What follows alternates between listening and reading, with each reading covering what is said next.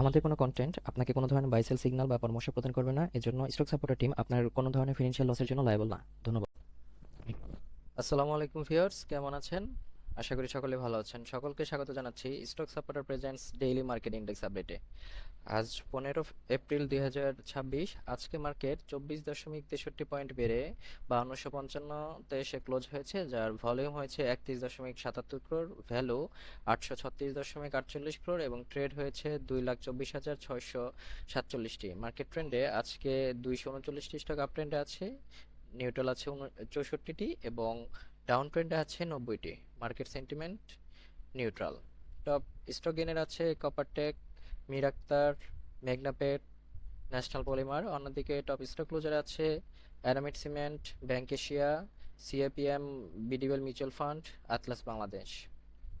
Top sector wise গেইনে আছে engineering, general insurance, pharmaceuticals and chemicals, textile. অন্যদিকে top sector wise ভ্যালুতে আছে engineering, general insurance, pharmaceuticals and chemicals, textile. আজকে ব্লকে সবচেয়ে বেশি ট্রানজ্যাকশন হয়েছে এনবিএল এই স্টকটির। তো চলুন আমরা সুপার চার্টসে চলে যাই।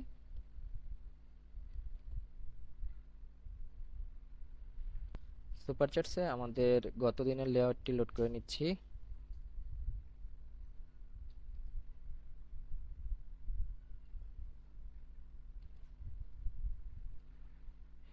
একটু বড় করে দেখি। দেখেন মার্কেট আরএসআই আছে 49 এবং হচ্ছে ম্যাকডি অনুসারে বেশ কয়েকদিন ধরে পজিটিভ আছে, ম্যাকডিতে দেখাচ্ছে।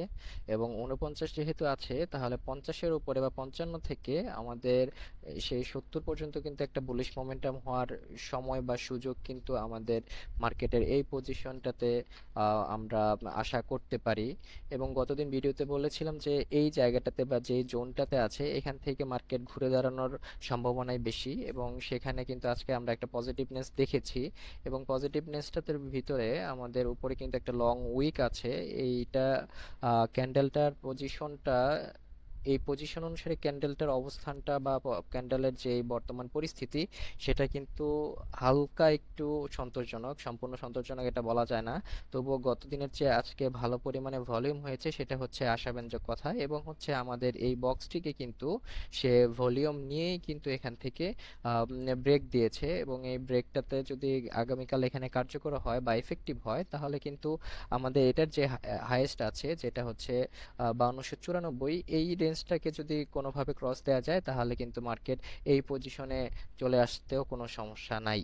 আমরা সেখানে দেখছি 5437 পর্যন্ত কিন্তু মার্কেট আসতে পারে এবং সেক্ষেত্রে আমাদের ভলিউমের কন্টিনিউটি কিন্তু এখানে লাগবে। তো ইন্ডেক্স সম্পর্কে আজকে এ পর্যন্ত। আজকে কপারটেক এই স্টকটি নিয়ে আলোচনা করি, আপনাদের রিকোয়েস্টেড স্টকটি। এটা গতকালকে যে পজিশনটা ছিল এবং আজকে কিন্তু একদম হল্টেড অবস্থায় কিন্তু এই স্টকটি ক্লোজ হয়েছে এবং সেখানে বুলিশ মারুবুজু ক্যান্ডেলের মতোই কিন্তু তৈরি হয়েছে। তো আমরা যদি এখানে একটা খালি চোখে দেখি যে এই পোর্শনটুকুতে আমরা একটা খালি চোখে বলতে এই পোর্শনটুকুতে আমরা যদি এতটুকু দেখি যে এই জায়গাটাতে কিন্তু মার্কেট আপ ট্রেন্ডে থেকে কিন্তু অ্যাকুমুলেশন জোন এই স্টকটি ফেস করেছে, আমরা যদি দেখি। এবং এইখানে যেই পরিমাণে আপনার এই জোনটা বা এই চ্যানেলটা ক্রস করে যখন নিচে গিয়েছে এবং সেখানে কিন্তু বাইং সেন্টিমেন্ট তৈরি হওয়ার পরে কিন্তু এখানে একটা সুইং এর মাধ্যমে আজকে এই চ্যানেলটি কিন্তু ক্রসওভার করলো। এবং ক্রসওভার যদি আমরা দেখি, এখানে একটু বড় করে দেখি যে ক্রসওভার যেহেতু হয়েছে, তাহলে এখানে আবার একটা রিটেস্ট করার সম্ভাবনা আছে, যেখানে আগামীকাল হয়তো এই 25 টাকার আশেপাশে কিন্তু এটা যেতে পারে। এবং অবশ্যই কিন্তু এটাকে যদি আমি একটু বড় করি, তাহলে যত দূরে যাক না কেন আমার এই চ্যানেলটাতে এসে কিন্তু আবার রিটেস্ট করতে হবে এই স্টকটির জন্য। তো যাদের আছে তারা অন্তত এই 25 টাকা 26 টাকা পর্যন্ত কিন্তু হোল্ড করতে পারেন। এবং যদি যেখানে দেখি যে ভলিউম সহ এখানে টাচ করছে এবং হচ্ছে সেখানে কোনো সেলিং ক্যান্ডেল তৈরি হয়নি, সেক্ষেত্রে কিন্তু আমাদের টার্গেটটা আরো বড় হতে পারে। এবং এই বড় হওয়াটা মিনিমাম এই জায়গাটুকুতে কিন্তু যেতে পারে, সেখানে হচ্ছে 25 26 টাকা 27 টাকা পর্যন্ত এই রেঞ্জে। এর আগে বাধা দেখা যাচ্ছে না। তো সবাই ভালো থাকুন। আসসালামু আলাইকুম।